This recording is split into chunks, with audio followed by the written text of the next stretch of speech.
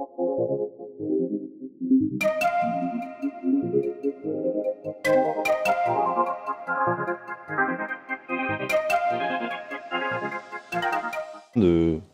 rien faire, de laisser le groupe vivre comme il l'entend. Et sinon, quand ça va mal, c'est de savoir trouver les bons mots pour refédérer tout le monde. C'est un peu comme votre professeur. Quand vous êtes sage et que tout se passe bien et que tout tourne, il n'a rien à dire et il vous laisse un petit peu de liberté et il accepte certaines choses. Je pense quand même pas mal d'énergie à un entraînement. On a besoin d'un tout petit peu plus de bien manger pour mieux récupérer, de bien s'hydrater avec de l'eau dans l'idée et de faire une petite sieste réparatrice de temps en temps. Ouais.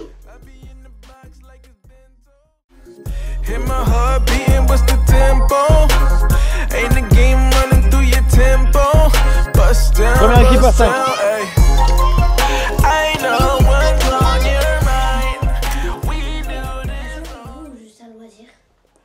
Non, franchement, c'est une passion. Comme j'ai dit déjà aussi avant, déjà du fait de des fois être éloigné de sa famille, il y a forcément une partie loisir, mais c'est avant tout une passion parce qu'il y a beaucoup de sacrifices qu'on peut faire autour de notre métier. Donc je pense que sans la passion, ce serait un peu compliqué de faire du basket, en tout cas sur du long terme en tant que joueur de basket professionnel. Qu'est-ce que vous ressentez quand vous vous déplacez et que vous êtes loin de votre famille?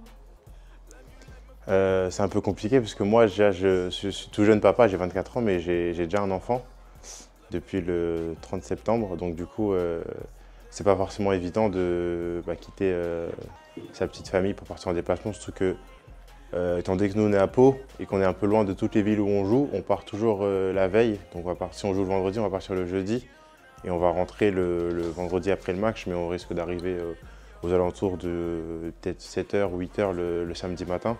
Donc ça fait de jeudi à le début de la matinée le samedi où on n'est pas avec nos familles. Et moi aussi du coup.